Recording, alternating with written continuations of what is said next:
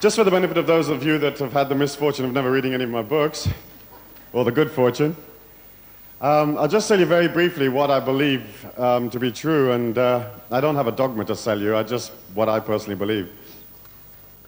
I believe you're not your body, you're not your mind, you're not your emotions, you're not your sexuality, male or female, you're not the religion you signed up for, you're not any of that stuff. You're an infinite energy inside a body, and I believe that infinite energy had a view of what it was going to be getting into when it came to this earth plane, that you didn't come here by accident, that you didn't just plop into this little baby body and suddenly wake up and there you are in Adelaide thinking, bloody hell, what am I doing here?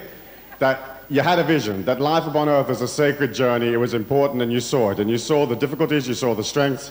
I believe that infinite energy inside of you has such perception and such understanding that it knew the quality of your parents, the type of lifestyle, you know, what race, what creed, what color, it had a vision of it. And we all came in with certain weaknesses and certain strengths. And we all came in with different physical bodies. So some of you rented from Rent-A-Dent, and some of you rented from Cadillac Rentals, but whatever you got is whatever you got. And some of you were born incredibly wealthy, and some of you were born piss poor and are still piss poor. And that's what you got. And that infinity inside of you comes to experience this sort of collective consolidation of energy where the whole of that infinity is put inside a physical body for 60, 70, 80 years. And you experience the gravity of this evolution here in order to understand yourself. And part of understanding yourself is to go beyond the fear of leaving the earth plane. That's the number one fear that most people have. You come in to consolidate, to understand, and to step beyond the evolution of the earth plane. You look at our world, and you look at our people, and they are a collective consciousness, which Jung would call the collective unconscious. And say, for example, a country like Australia is one mind, really. It has an identity, what I call in my new book, the tribal wave. And it is the identity and the collective understanding and opinions of the people that hold that nation together. In quantum physics, everything is a wave until you observe it. Once you observe it, it only then becomes a solid particle. So reality is a wave. There is no defined place where reality is. It's just a possibility of a place. Then when you look at a reality, it becomes a particle. So what we're looking at here today isn't here when you close your eyes. It's only here when you open your eyes, and it shifts into position just in time for you to see it. Okay? It's sort of instant theater, instant scenery, and instant moving. Our reality out there, our country, our people, the circumstances of life and so on, are created in the same way. They're not real, they're just opinion. They are whatever reality anybody wants to create. So our tribal people, in this case the Australian people, have an opinion, a collective opinion. And we are all a part of that collective opinion. While your evolution is in the wave, and you're part of the emotion, part of the intellect, part of the national opinion, your radiance, your energy, that etheric oscillation, that glow that you walk in, okay? Because all humans walk in this luminous glow, which is easily visible to the naked eye, easily. All you have to do is train the peripheral perception. That glow is oscillating inside the wave. If you belong to the emotion, if you belong to the intellect, and if you belong to the beliefs and feelings of that nation, you belong to the wave. So the wave oscillates and touches you, and whatever you are oscillates and touches them. And bit by bit, everybody agree what reality is, okay? What we agree as reality right now is opinion. That's all it ever is. It can never be more than opinion. It can only be an opinion. So, for example, in Australia, they'll tell you that we have an economic crisis. We only have an economic crisis if that's your opinion. If you don't have that opinion, then you don't have an economic crisis. You've got to agree to have it. Follow me? You've got to agree to walk around inside the destiny of this nation. You've got to agree to walk around inside the destiny of this region and the planet.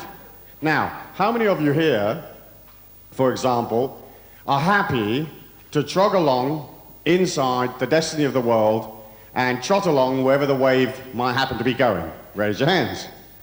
Right, how many of you don't want to do that? Raise your hands. The rest of you, okay, right.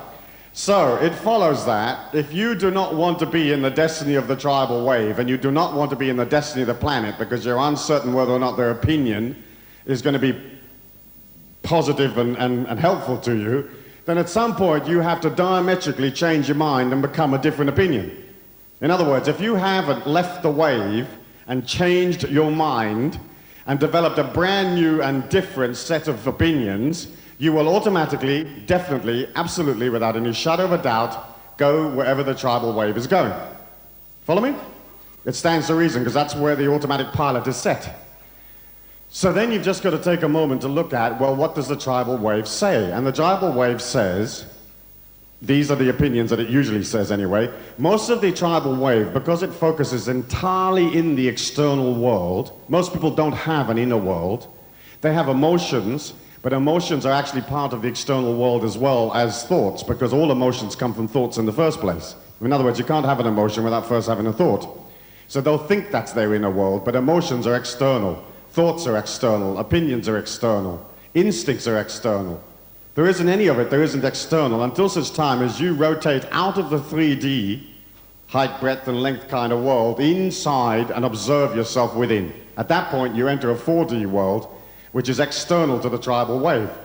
The opinion of the tribal wave is an opinion that is laced with an apocalyptic scenario, a crisis. It is part of the ego. The ego, or the personality of the nation, creates the crisis and sustains the crisis. And all it is ego. Now, the ego, because it is desperate to avoid death, that is one of its great functions in life, it seeks to get out of the wave. And how it seeks to get out of the wave, because first of all, let me just backtrack, it perceives life in the wave as dangerous, quite rightly. And it perceives that the wave is where the ordinary people live, and their destiny is to crash, burn, and die at some point. The ego doesn't want that. So the ego will try to get out of the wave, and the way that it'll do it is by trying to separate itself from the wave. Out there are millions and millions of Australians, Canadians, Americans, Chinese, and Asians, and God knows how many other people around the planet trying to get out of the wave. And the way that the ego tries to get out of the wave is to create the separation between itself and the rest of the people.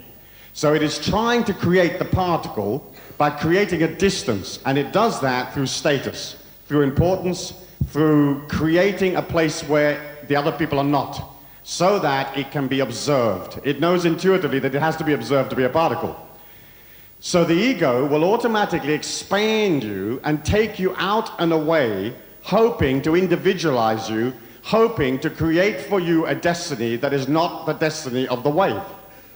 And it does that by getting you to buy things. Cars, little houses with picket fences, special this, special that, anything that guarantees status and importance. So as we look at our nations and we look at the way that the media has hyped our nations, we can see that the media has created this idea of importance as status as part of the national religion.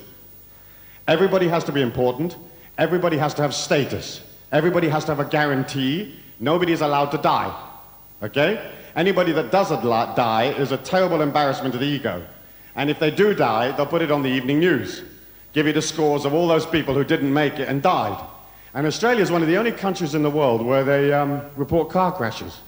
I don't know why, because I mean, I travel around all over the world. Most countries do not report car crashes on the evening news, and here they do. And it's not car crashes like, let's say, 50 cars smash each other on the freeway and, 25 people are mangled and his head's rolling in the gutter. No, nothing like that you'd think, well, that is news. They report car crashes in this country where, like, one person gets done in. So a car mounts the pavement, hits a granny, kills her and a chihuahua, pins them up against the side of Safeways, and that's the evening news. Now, the reason that becomes important is because the ego is not allowed to die. So what's happened to our countries and what's happened to our people is they've bought this particle state, they've bought the ego's version of it, and the ego has expanded our consciousness way out there, always stretching for the particle state, wherein it hopes to achieve immortality. So it'll get you to pay $50,000 to join an exclusive golf club. It'll get you to buy a fancy red car. It'll get you to buy a tiara, whatever it is. It just gets you to try to create immortality through importance and status. The media and the politics of the country, which of course are very much a part of the tribal wave, and it's how tribal opinion is manufactured, they sustain importance and status because it's politically expedient for them to do so. So they tell everybody how incredibly important they are. So then in the end what happens is you create a nation that is constantly expanding outwards, seeking the particle state, seeking importance, seeking status, and fueling the ego and the national ego. Okay, now, at some point, energy comes into it, because in the end, there's only one commodity in this world, and that is energy. Enthusiasm, passion, energy, the doing of things. If you create a parabola of such importance, an outgoing parabola of ego, that is so far out there, and you do not have the energy to sustain that importance, a gap develops, which I describe in my book Affirmations as variance. And variance is the difference between what is true, what is real, what is holy, what is correct, and what is sustainable, which is in here, and the image that you have to sustain, whether you're an individual or a nation. The projection that you keep up, the PR image, the debt, the stuff that you have to do to sustain the ego and keep it happy. When there's a huge gap between what is real and what is true, and what you have to sustain out there, then there begins to become a tremendous deficit of oscillation in there, where your power is inner, all power is inner, and you have projected yourself so far outer that you begin to deteriorate. So you begin to lose control, things get stuffed up, the stuff doesn't show up, things that go wrong, the people that are supposed to pay you don't pay you, debts, the bank doesn't roll over the bloody debt, and so on and so forth, and a bunch of things start going wrong. The ego, when expanding outwards, doesn't care if it has enough energy to create this external parabola or not. So when it doesn't have enough energy to keep moving you outwards, what it actually does is burns your physical body. Eats it. Literally eats it. Which is sort of funny, because on the one hand, the ego's function is to keep you alive, and the second thing is it will eat you for importance because it thinks that the particle state is how it'll become immortal, or achieve immortality, or at least avoid death as best as possible. But it actually eats your body.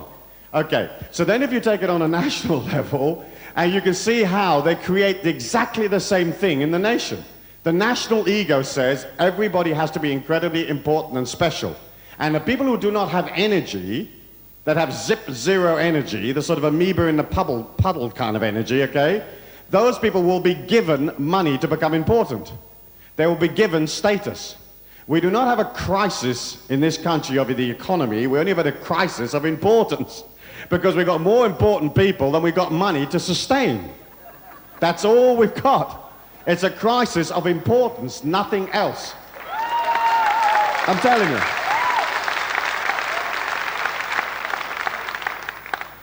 So, just to give you an example of the Australian scenario, which is absolutely no different to anybody else's scenario, there are 4.2 million Australians that live off what I call the nipple, government handouts. 4.2, okay? Including 1.25 of them are supposedly disabled. Now, I've been in Australia many, many times, and every so often, yes, you see a handicapped person walking around in a wheelchair, but I've never seen 1.25 million of them. But most of them are obviously not paraplegic and quadriplegic and seriously disabled. Most of them have sort of repetitive work syndrome. But anyway, there's 1.25 million of them. Anyway, it tots up to 4.2 million Australians that get their money free of charge every week from the government. There's 1.7 million Australians that work for the government or the state or various branches of the state. So that tots up to very close to 6 million Australians. Then there's a bunch of students that are on Austudy, and then there's a sort of a rat bag of other people. I don't mean rat bag in a derogatory sense, but there's a sort of a jumble of others that get bits and bobs and special help in one kind or another and sheltered work and blah, blah, blah. But anyway, it all tots up to getting on somewhere between 6.5 and 7 million Australians either get the money from the nipple or they work for the nipple and then get the money from the nipple. Now, there's 9 million workers in Australia, 1 million are out of work, and the 1 million that are out of work are part of the 7 million that are on the nipple. Of the 8 million workers that there are, there's actually only about 4 million people that are actually creating any wealth, that are creating real wealth. Because obviously a government employee can't create any wealth. They've got to take somebody else's wealth. They may be doing a very valuable job and driving a bus and making sure everything's happening, but they can't create wealth. Okay. There's 4 million people in this country that create the wealth. Of those 4 million people, 1 million of the 4 million that are in the free labor market are creators. Now, the creators are vital to a country because they are the powerhouse of energy. That is where the power is, in the creators. Only, mostly anyway. Not only, mostly. 1 million are creators. So they're the people that own the little shops, that invest in the businesses, that finance the research, that come up with the ideas. There are 3 million supporters. The supporters are vital, because without them, the creators couldn't create. And some of the supporters are happy to support, and some of the supporters are assisting the creators, because later on they will become creators. They're learning the game, and they'll rise up to be creators later. But you only have 1 million creators in this country, 6%, okay? 1 million creators has got to sustain all the people on the drip, all the people on the nipple, and the whole bloody country. Now, once you create the country incredibly, especially important, it gets incredible drain on the resources. That's why Australia's $200 billion in debt. You only take in $44 billion every year, so those are your wages. Think of it, let's say it's $44,000 the country takes in.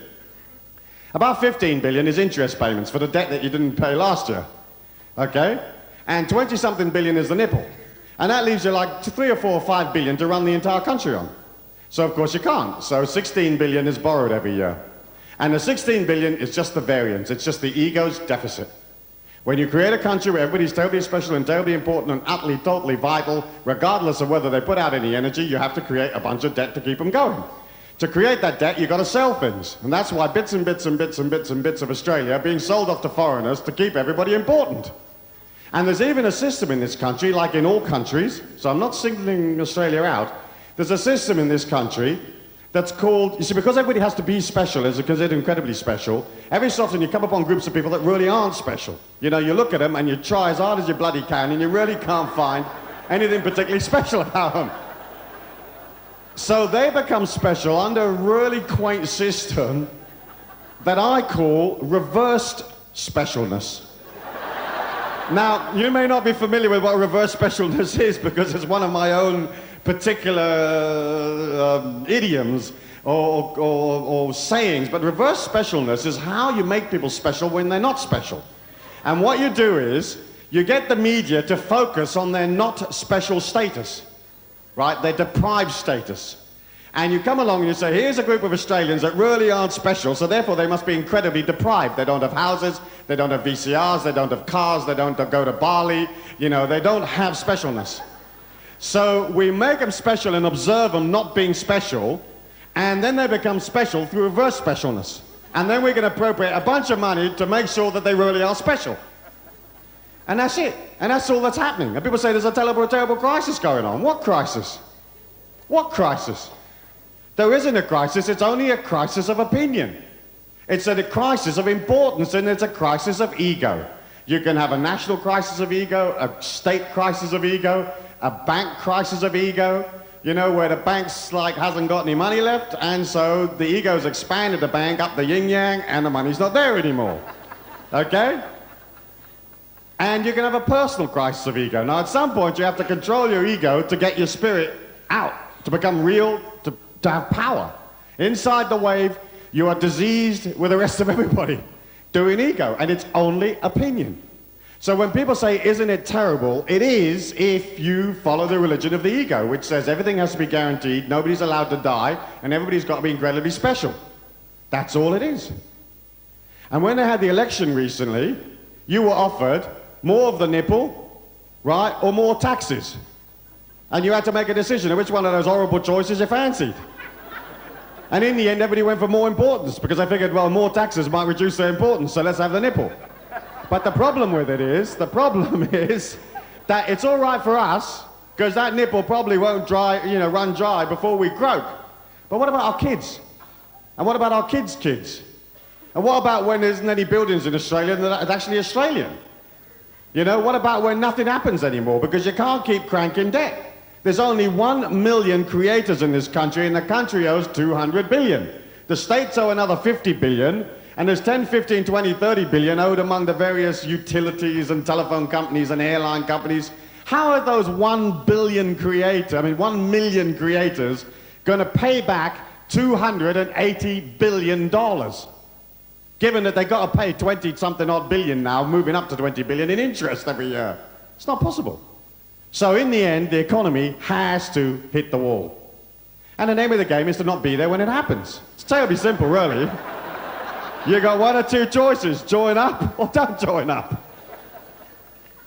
But it's a train, and it's rattling through the night, and it is going towards these buffers. solid metal buffers. And they're pouring champagne and everybody's special. The driver got off about half a dozen stations ago.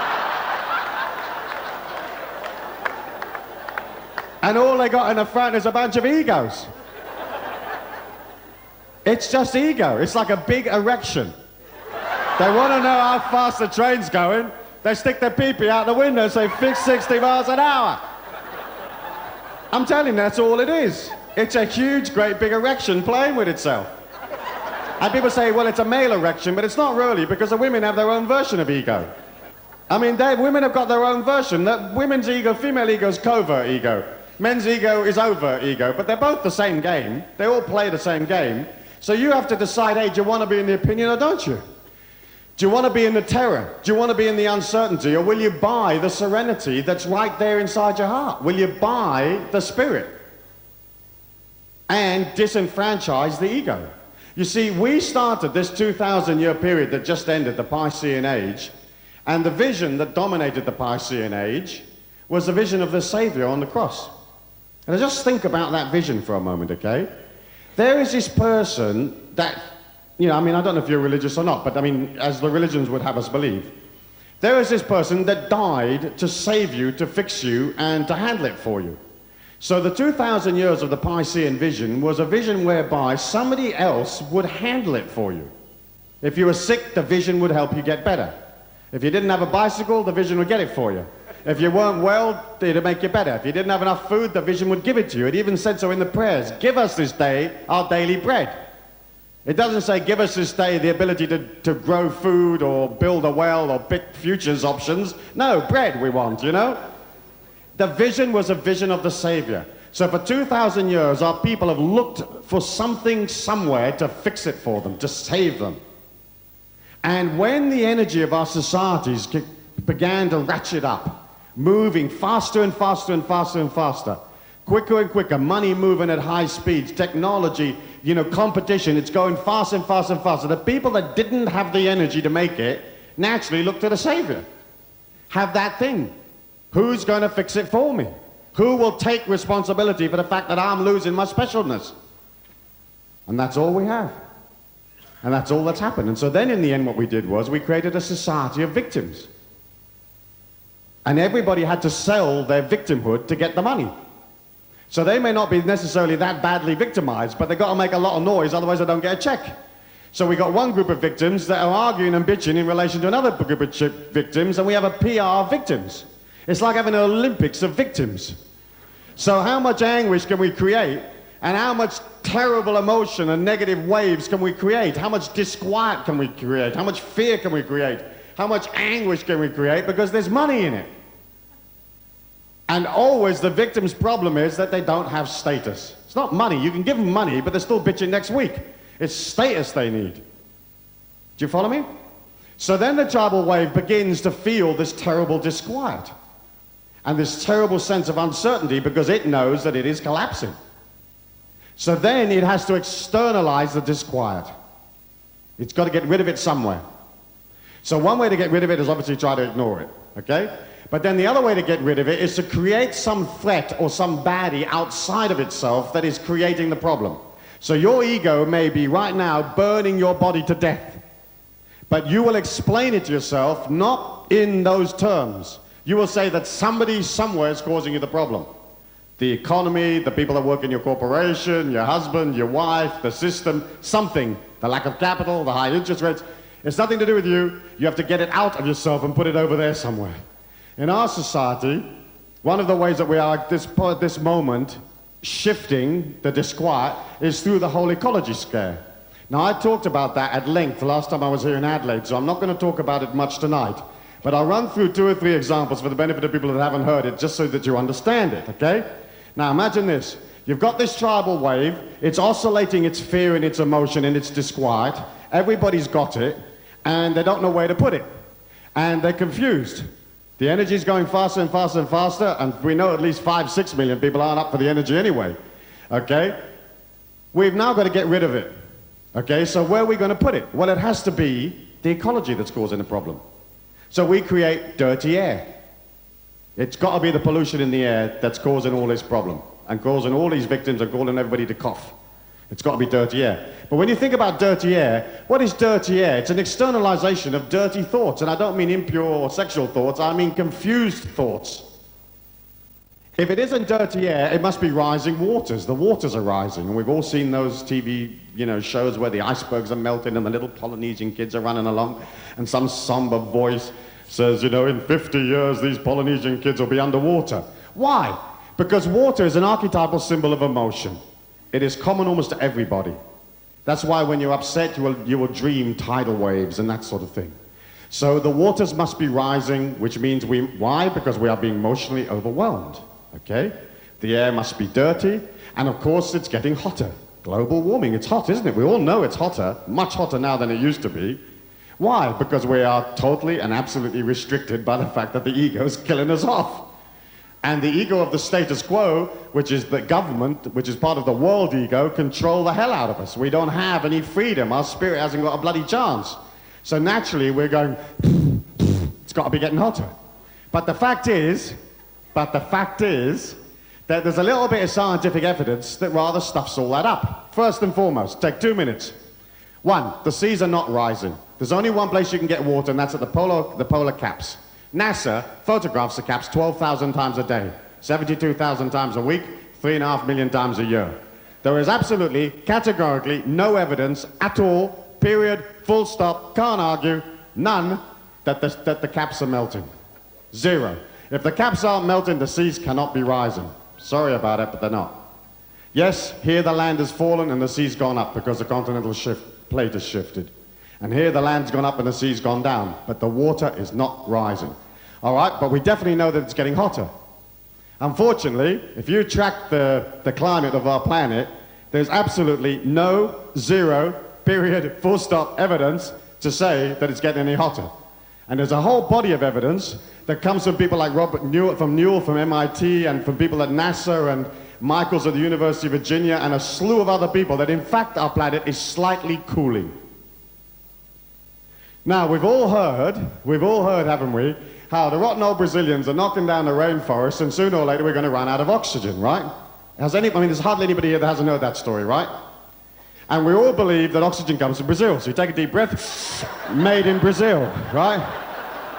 There isn't anybody here that hasn't bought it. I bought it. People told me that. Why would I disagree with them? What do I know about Brazilian oxygen? Is it true? No.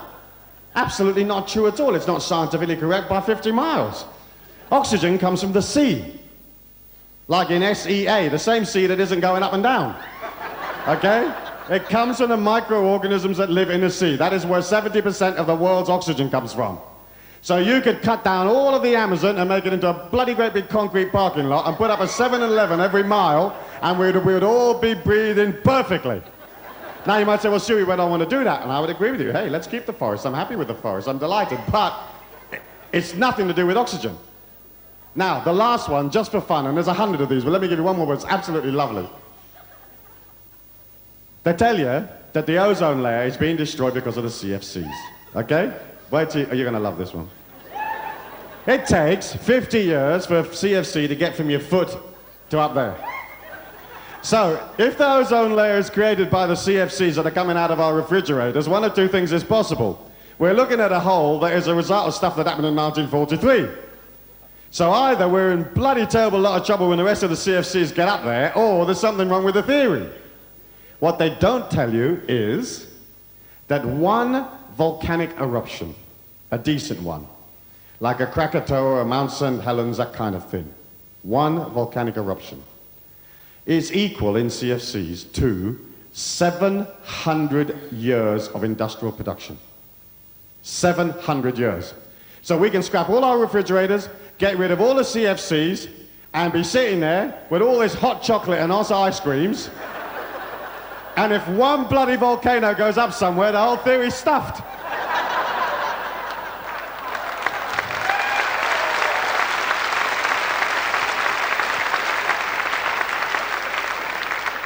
They'll tell you that car emissions make temperature rise, okay, the greenhouse effect.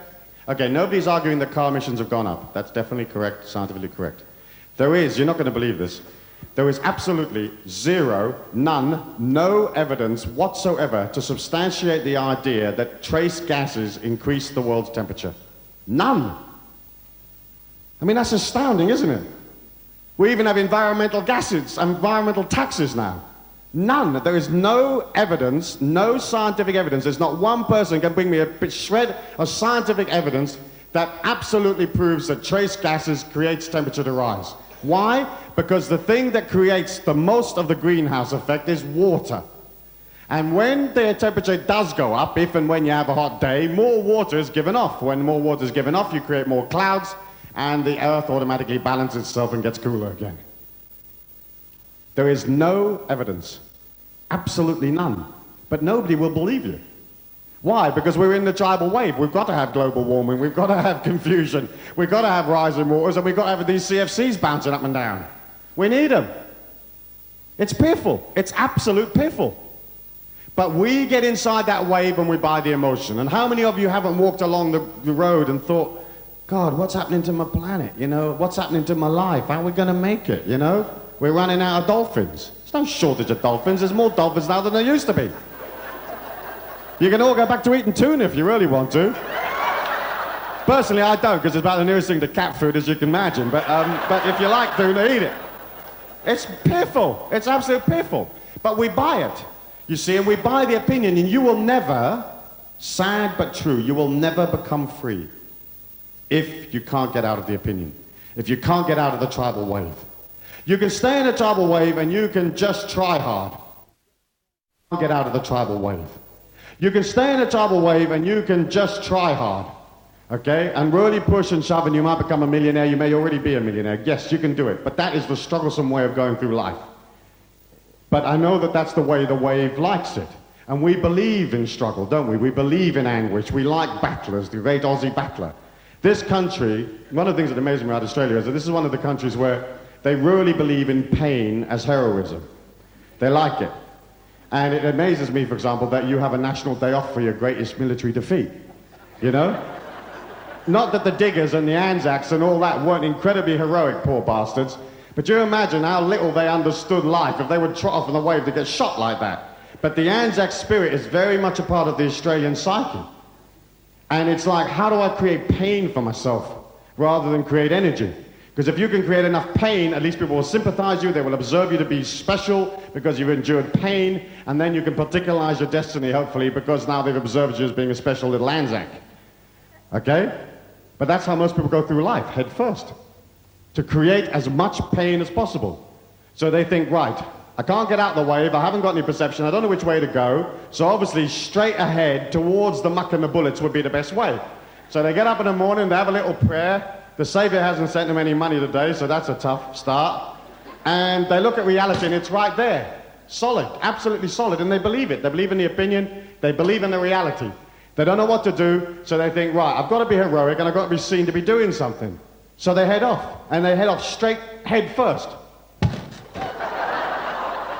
And reality shifts a little bit and they say, I think I'm making a bit of progress, mate.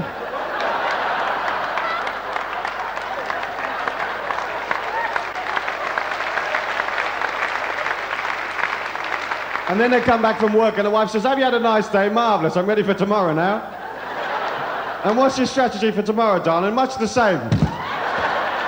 Oh, good idea. Maybe I'll get a job and do the same. Yes, here, come and practice, you know? And you watch them doing that and you think, bloody idiot. Now, there's people that become millionaires doing that. Millionaires.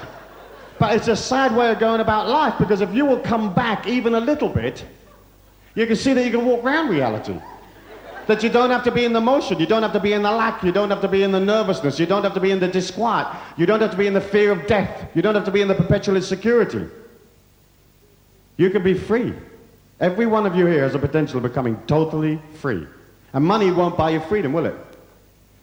Because money buys you things that you have to look after, insure, and worry about. You know? It gives you gravity. Money creates gravity if you spend it on things. But you can become free.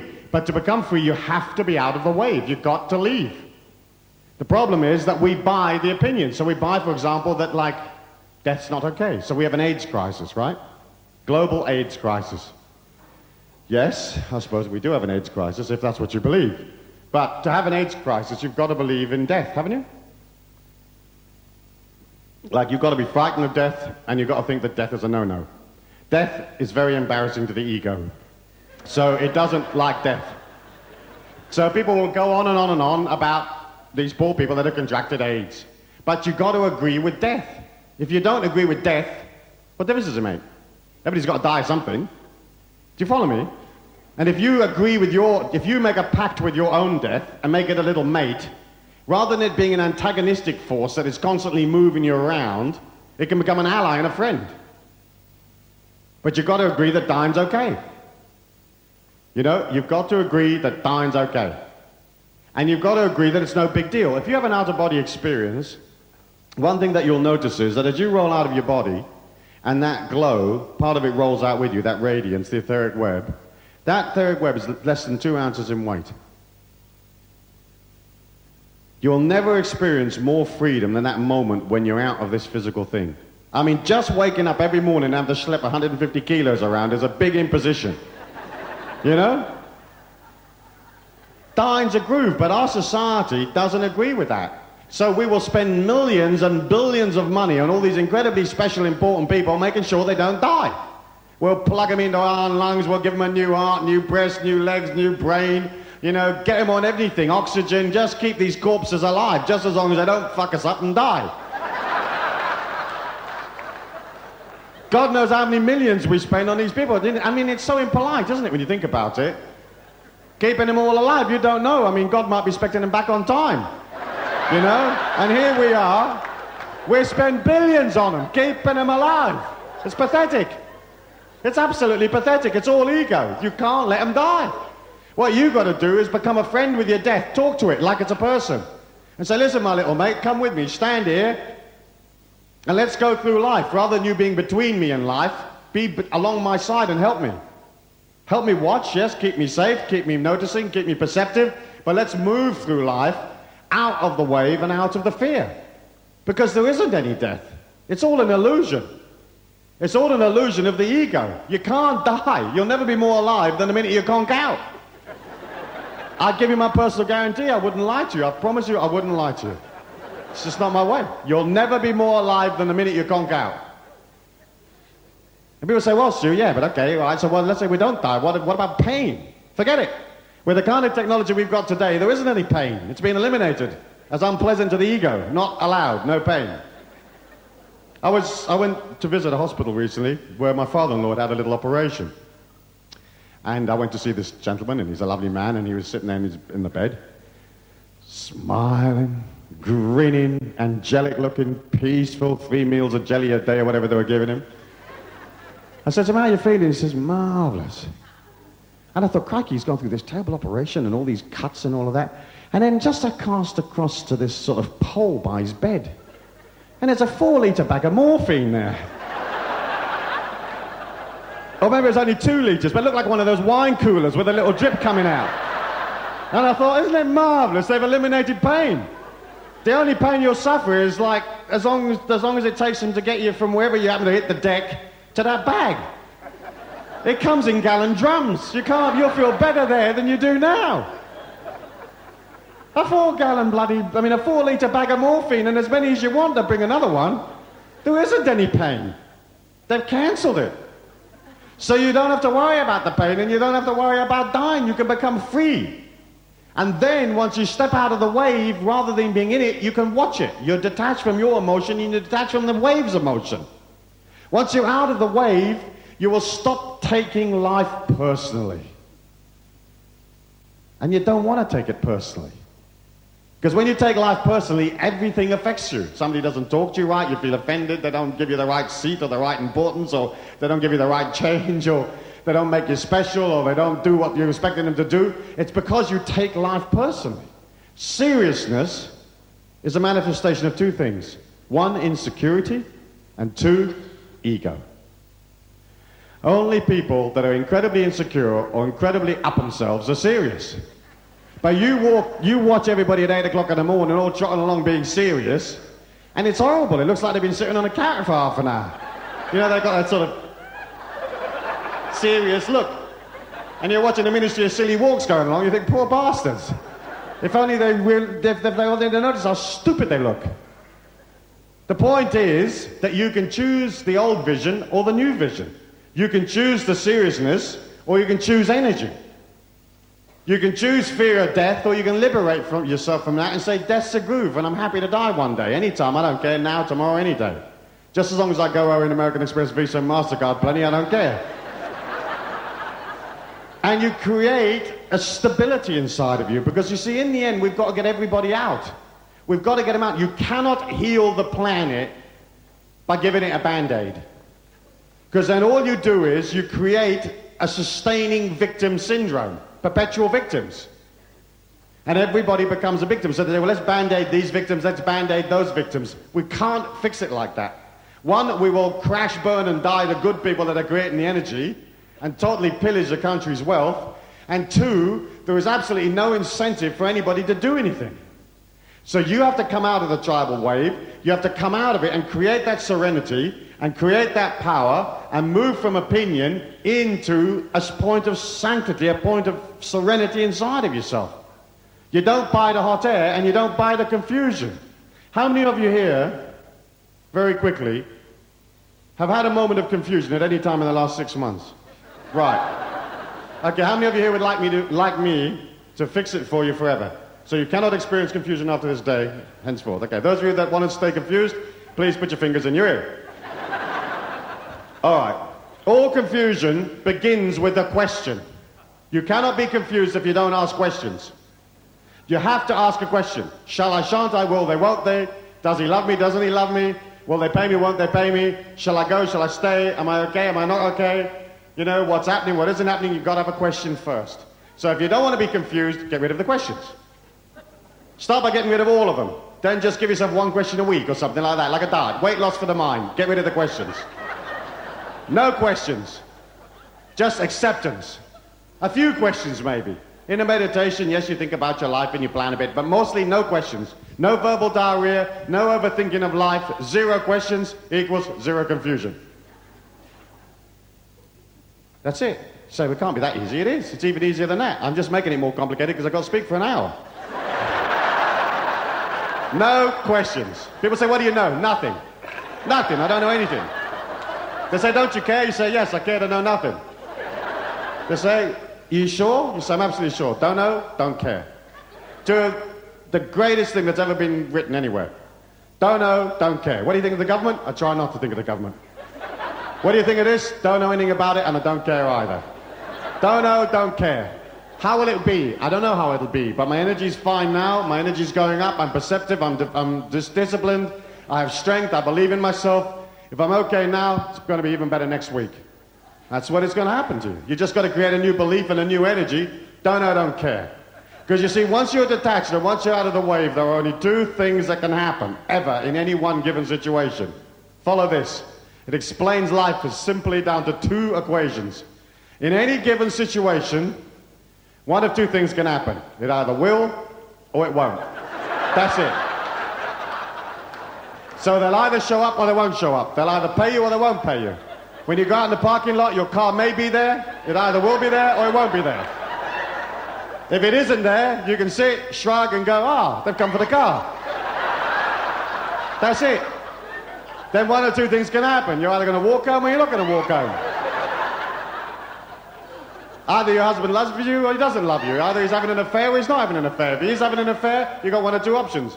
Bring him home, forgive him, wash him down, scrub him with carbolic, slap him on the wrist, and tell him not to do it again.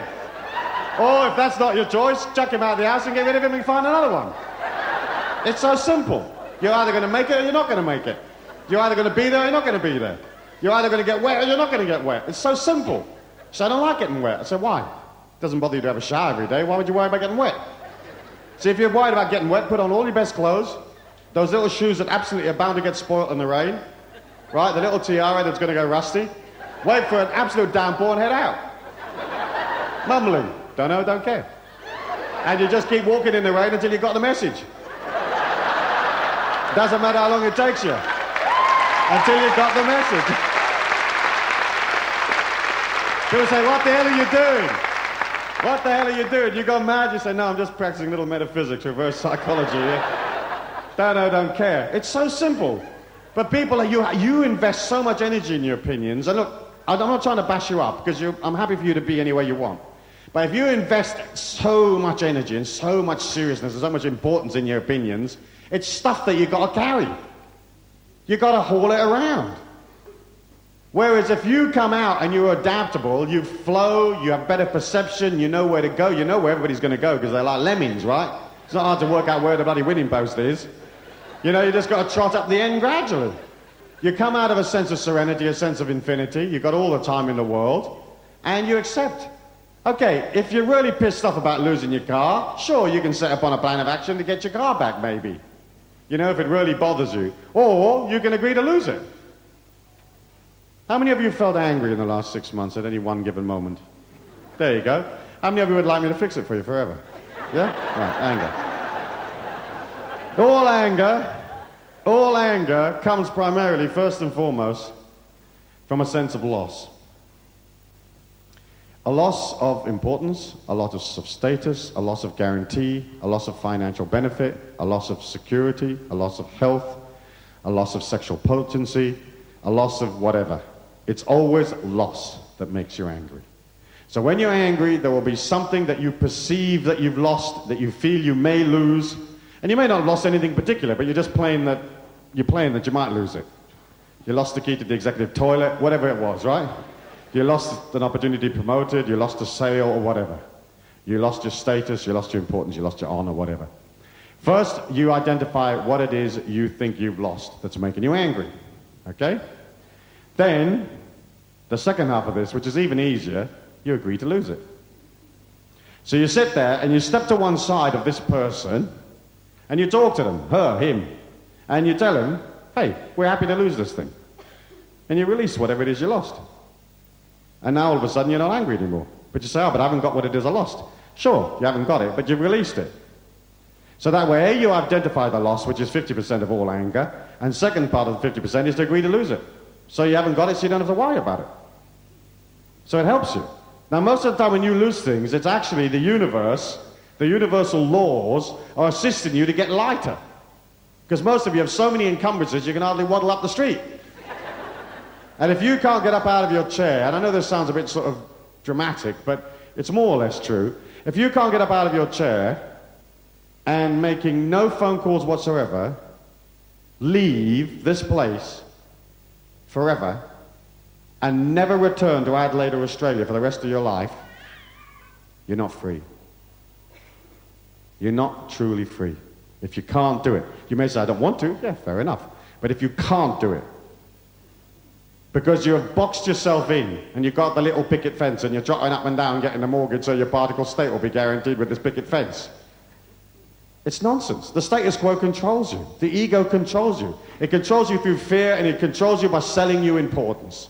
So they give you a house, you put 10,000 down, you trot back and forth. When you're 65, you finally get the house, it's yours, and you drop dead. Then they sell the house to somebody else. They put 10,000 down, they run back and forth. And in the end, all you got is a funny little house, a little brick house with a few things around the front and a bloody gnome in the garden. And people say, I feel secure. You kidding? How can you feel secure with that gnome looking at you every day? I mean, surely that creates a certain amount of disquiet, doesn't it? Wouldn't me. But you got to think about whether that's what you want, because everything you acquire, you got to look after. Do you want to be free, or do you want to be trotting back and forth buying bricks? It's nonsense, isn't it? Now, some of you might say, yes, sir, that's what I really want in life. I want the little bricks, the flying ducks, and the little white curtains and a gnome. Fair enough, go and have it. I'm not telling you don't do it. But if it makes a prison, you don't want it.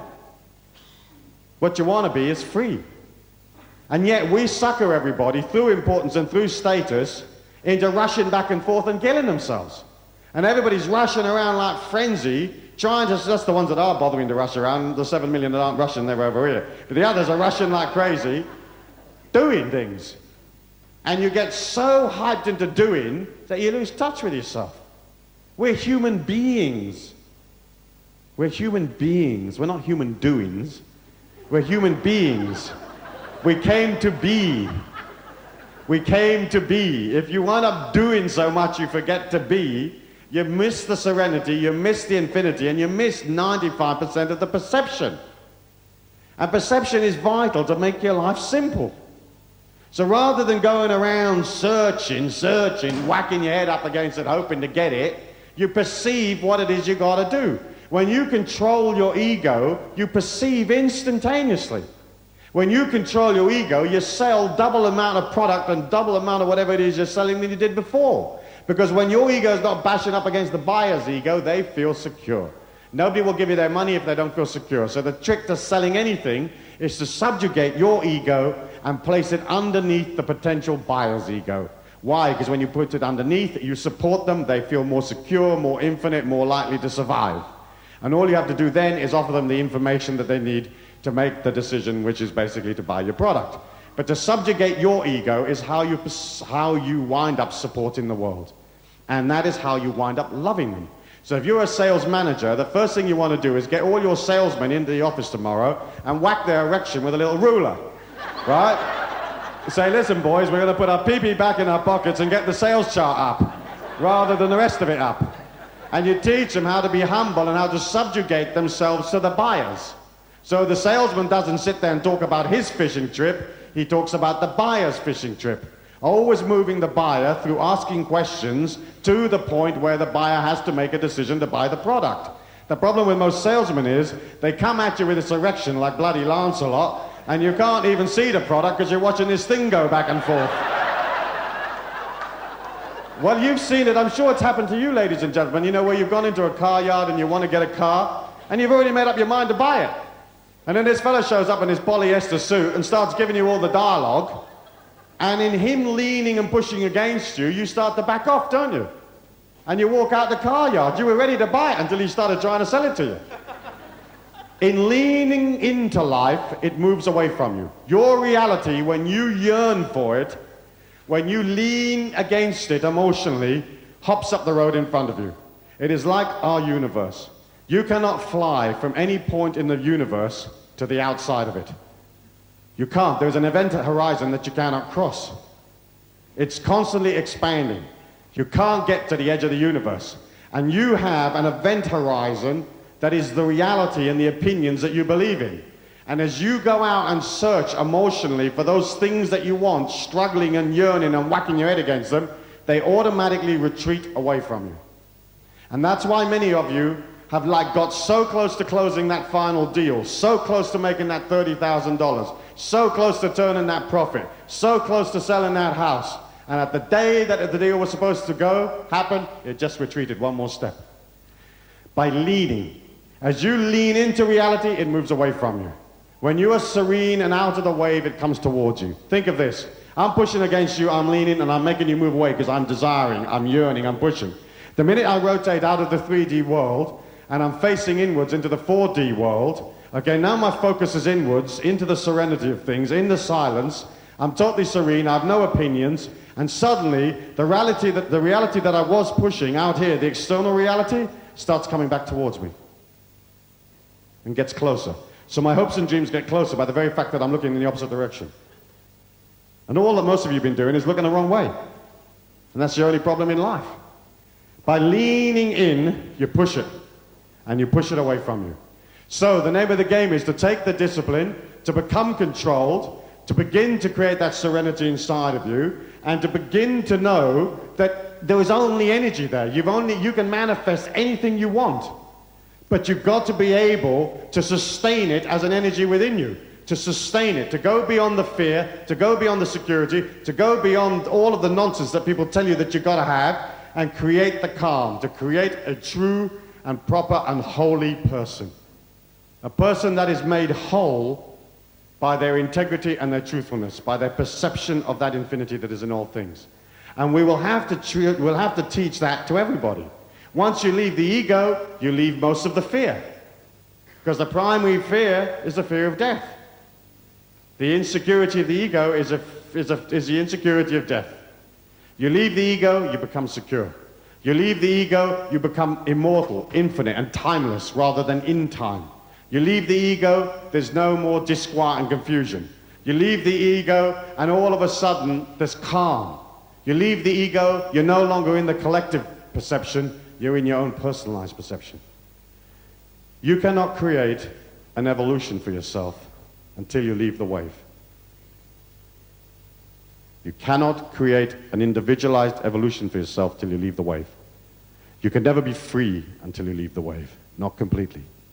And you can never touch that absolute divinity that's inside of you until you come out of the wave. So, as all of you have agreed that you don't want to be in the destiny of the world because none of you put your hands up, at some point you've got to make the turn. And all that I would call upon you to do is make the turn. And come to that point of serenity, that place where we were all supposed to be in the end, where we all have to get in the end. A place beyond the trauma. Our people, and when I say our people, I mean the Australian people and all of the people of the world, our people have no vision anymore. The average human, when you talk to them, have no vision. Yes, maybe they're thinking about their superannuation or something in 20 years' time, but they have no real vision. The horizon of our people is like a week, a month, a year. Nobody thinks of 10 years and 20 years. And how many people do you meet that are thinking in terms, let's say, of laying down energy for Australia in 300 years' time or 500 years' time, that the children's might experience? Our vision is burnt out. Our vision is the death of the ego at the moment. Our vision is dying. But from that, we have to rise and create another vision, a big vision. A vision that will sustain our people 2,100, 2,300, 2,500, and beyond that. We have to create a big vision for ourselves as we create the death of our own ego, and then we have to create a big vision for our people. Because it's amazing, but people do not have a vision. They have no vision. They never think in terms of anything beyond a couple of 3 years. But somebody somewhere has to liberate everybody out from the domination of the status quo, out from all of this restriction, and generate a new vision. And one day, some way, we've got to get them all out. So how do we do that? We have to get ourselves out first, right? We have to turn within, control, and begin to allow that spirit to shine. And then we can go out there and we can get them all. Because that is the only way that we can regenerate the vision of this planet and regenerate our people. And I know that I won't rest in this lifetime anyway, because I'm going to get them. I'm going to go for them all. I may not get them all, but I want every man, woman, and child. And I want them, and I want them now. That's my affirmation. Okay, whether I get them all, I don't know. I think I need you guys to help me, right?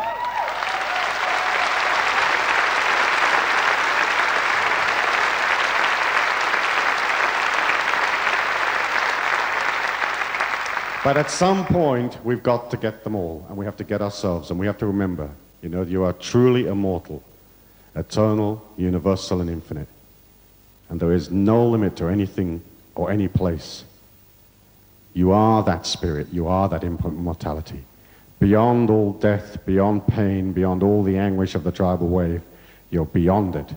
When you step out and rotate out, then you can start hauling the others out. And we want them. All of them.